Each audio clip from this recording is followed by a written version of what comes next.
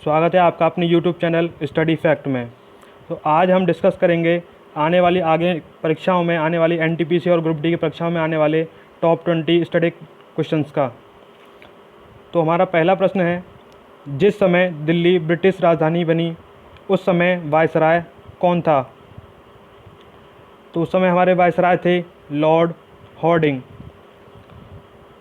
और भारत की राजधानी कलकत्ता से दिल्ली कब इसकी घोषणा की गई थी? तो इसकी घोषणा की गई थी 1911 में, और 1912 में इसे राजधानी बना दिया गया, दिल्ली को भारत की राजधानी बना दिया गया था। 1911 में और क्या क्या फैसले लिए गए थे? तो 1911 में ही बंगाल का विभाजन भी रद्द किया गया था। बंगाल का विभाजन कब हुआ था?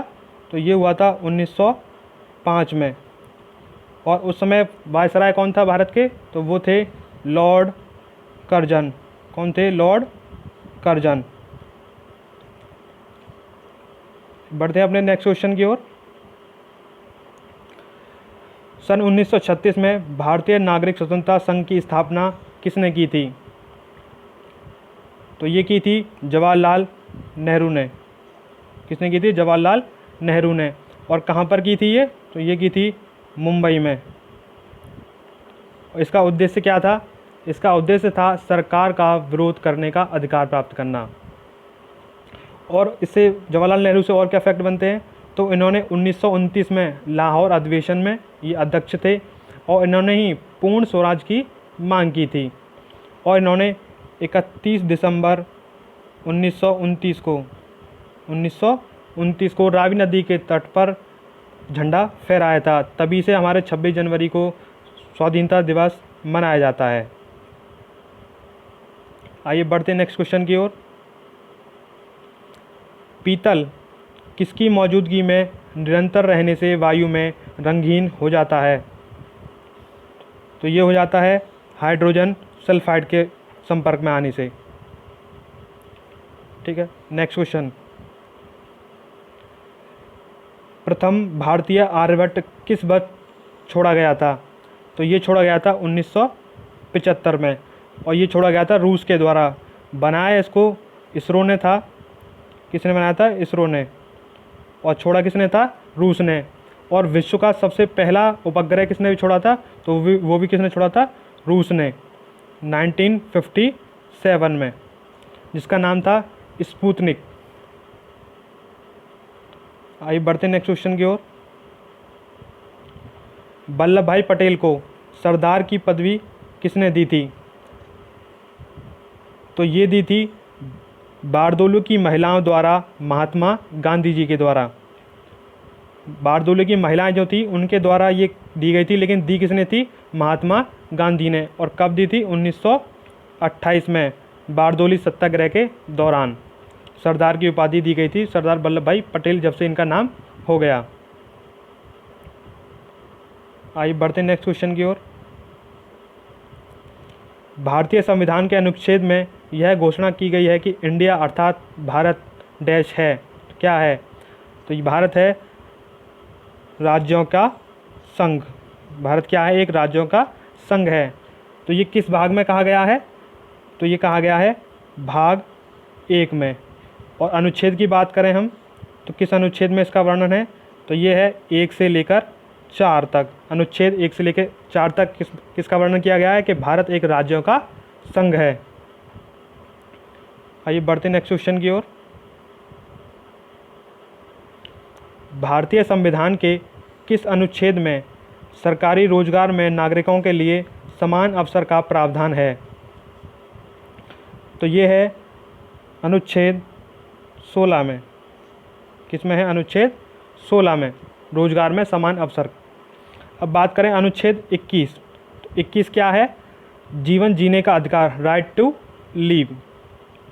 इससे एक और क्वेश्चन बनता है कि आपातकाल के दौरान कौन सा आर्टिकल निरस्त नहीं किया जा सकता? तो वो कौन सा है? आर्टिकल 21, जिसे आपातकाल स्थिति में भी निरस्त नहीं किया जाता। फिर आता है 21A। 21A क्या है? तो ये है 6 से 14 वर्ष तक के बच्चों को अनिवार्य व निःशुल्क शिक्षा। और ये कब जोड़ा गया था? तो ये जोड़ा गया था 86वें संविधान संशोधन द्वारा, और ये कब हुआ था? 2002 में। यह संशोधन कब हुआ था? 2002 में। अगला है अनुच्छेद 18। तो ये किससे संबंधित है? तो ये है उपाधियों का अंत। अनुच्छेद 18 के तहत सभी उपाधियों का अंत कर दिया गया, लेकिन सेना और विद्या संबंधी उपाधियां अभी दी जाती हैं। जिस सेना में जैसे कि जनरल होता है, ब्रिगेडियर होता है, इस तरह की उपाधियां अभी भी दी जाती हैं। और विद्या में आ जाती हैं पद्म विभूषण, भारत रत्न, पद्म भूषण, ये हमारे किस में आ जाते हैं? विद्या संबंधी में। तो उपाधियों का अंत किस में कर दिया गया है? अनुच्छेद 18 में। आइए बढ़ते हैं नेक्स्ट क्वेश्चन की ओर। उच्च तापमान की सहायता के लिए अंतरिक्ष यान में निम्नलिखित में से किस धातु का प्रयोग किया जाता है? तो ये किया जाता है Ti यानी कि टाइटेनियम। कौन सी धातु है ये? टाइटेनियम। टाइटेनियम धातु का क्यों किया जाता है? क्योंकि ये उच्च तापमान पर भी जल्दी पिघलता नहीं है, इसलिए इसका उपयोग अंतरिक्ष यान में किया जाता है। आइए बढ़ते नेक्स्ट क्वेश्चन की ओर। संसाधनों के अधिक उपयोग को लोक त्रासदी कहा जाता है, इसका प्रतिपादन किसने किया था? तो इसका प्रतिपादन किया था गैरे हार्डिन ने। और कहाँ पर किया है इन्होंने वर्णन? तो ये क्या है? ट्रेजेडी ऑफ कॉमन्स, इनकी एक बुक थी जो कि 1968 में पब्लिश हुई थी। इसमें इन्होंने बताया कि संसाधनों के अधिक प्रयोग को लोक त्रासदी कहा जाता है।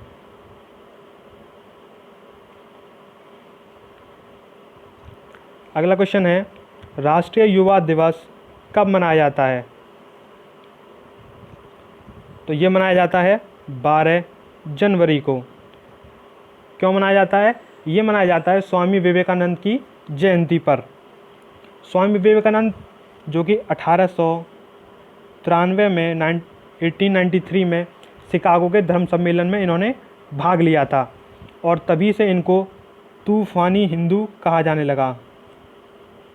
वहाँ पर इन्होंने स्पीच दी थी, और उसी स्पीच के कारण इन्हें तूफ़ानी हिंदू कहा जाने लगा। बात करते हैं 4 जनवरी। 4 जनवरी को कौन सा दिवस मनाया जाता है? तो ये मनाया जाता है लुईस ब्रेल दिवस। लुईस ब्रेल कौन है? तो ये हैं ब्रेल लिपि के जनक। ब्रेल लिपि जो कि नेत्रहीनों के लिए उपयोग की जाती है पढ़ने के लिए, जो नेत्रहीन लोग उंगलियां फिराकर उसे पढ़ सकते हैं। तो इसकी शुरुआत की थी लुईस ब्रेल ने। उन्हीं के नाम पर 4 जनवरी को लुईस ब्रेल दिवस मनाया जाता है। अब बात करें 15 जनवरी। तो 15 जनवरी को कौन सा दिवस मनाया जाता है? तो ये मनाया जाता है थल सेना दिवस। 15 जनवरी को मनाया जाता है थल सेना दिवस।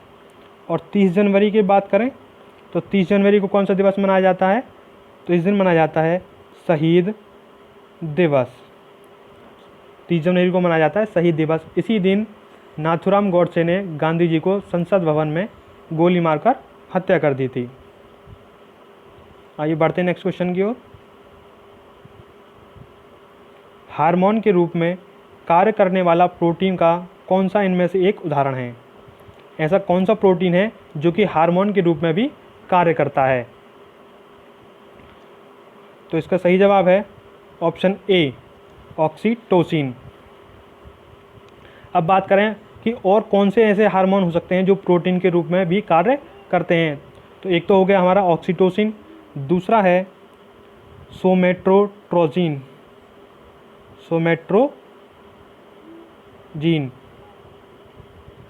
सोमेट्रोजिन, और एक और होता है जिसे आप सब लोग जानते होंगे, इंसुलिन।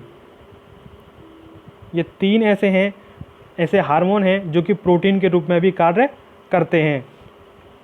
इंसुलिन हमारे अग्नाशय से स्रावित होता है। इंसुलिन की कमी से ही डायबिटीज़, जिसे शुगर बोलते हैं, की बीमारी हो जाती है।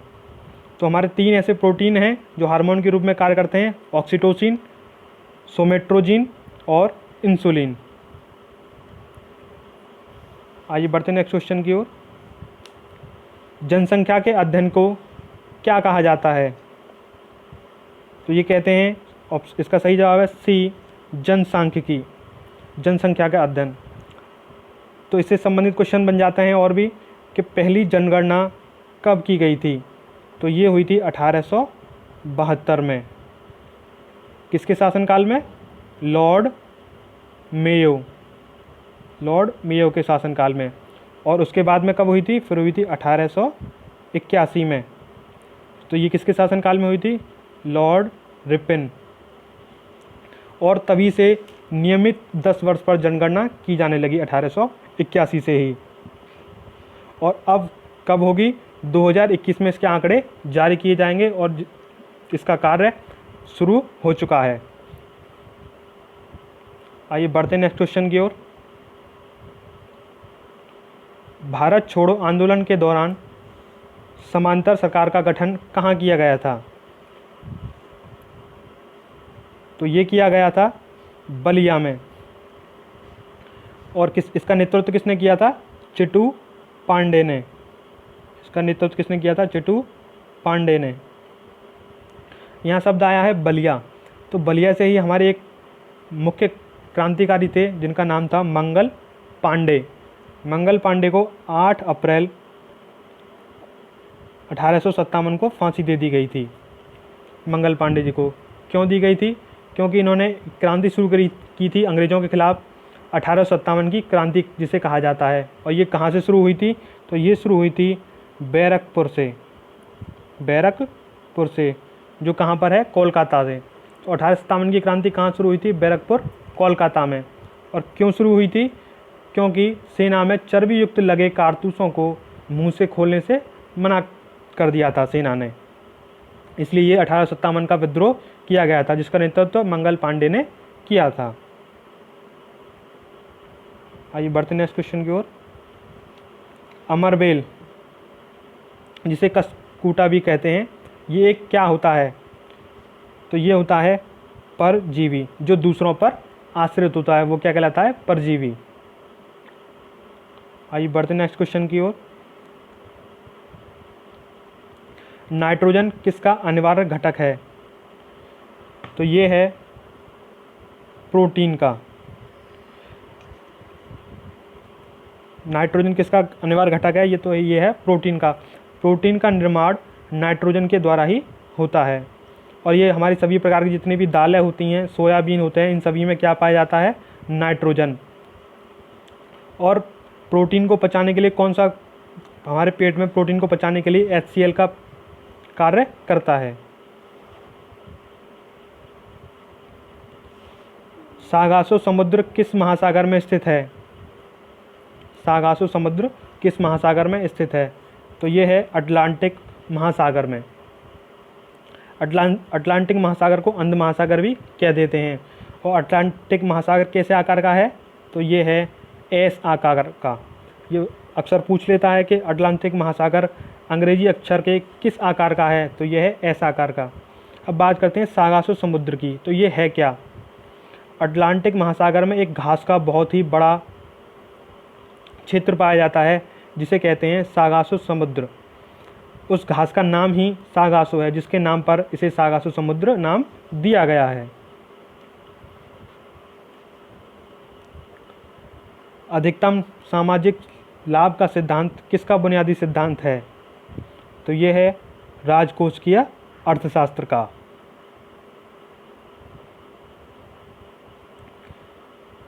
मनुष्य की ध्वनि की सामान्य एवं अधिकतम सहिष्णुता सीमा कितनी होती है? तो ये होती है 60 से 80 डेसिबल। ये तो बात हुई डेसिबल में।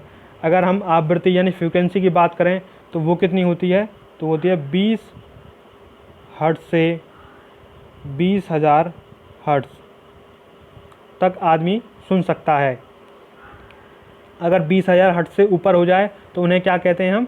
पराश्रव्य तरंगें, जिन्हें कौन सुन सकता है? चमगादड़, बिल्ली और कुत्ते इन पराश्रव्य तरंगों को सुन सकते हैं। यहाँ पर बात करें ध्वनि की चाल की, तो वायु में ध्वनि की चाल कितनी होती है? तो ये होती है 332 मीटर प्रति सेकंड, ध्वनि की वायु में चाल। MLT -2 किसकी विमा हैं? तो ये हैं बल की। कि किसकी विमाएँ हैं? बल की विमाएँ हैं। एम यानी कि मास, द्रव्यमान। एल यानी कि लेंथ, यानी कि लंबाई। और टी यानी कि टाइम, समय। बल की 3 विमाएँ होती हैं, द्रव्यमान, लंबाई और समय। मास, लेंथ और टाइम। आइए हमारे बढ़ते हैं नेक्स्ट क्वेश्चन की ओर, जो हमारा आखिरी प्रश्न है। लोकसभा अध्यक्ष अपना इस्तीफा किसे देता है? तो ये देते हैं लोकसभा उपाध्यक्ष को। जो लोकसभा उपाध्यक्ष होते हैं वो अपना इस्तीफा लोकसभा के अध्यक्ष को देते हैं, और लोकसभा अध्यक्ष अपना इस्तीफा लोकसभा उपाध्यक्ष को सौंपते हैं। अब बात करें यहाँ पर राष्ट्रपति की, तो हमारे वर्तमान में राष्ट्रपति कौन है? तो वो हैं रामनाथ कोविंद। बात करें उपराष्ट्रपति की, तो उपराष्ट्रपति हैं हमारे वेंकैया नायडू जी। और भारत के मुख्य न्यायाधीश कौन हैं?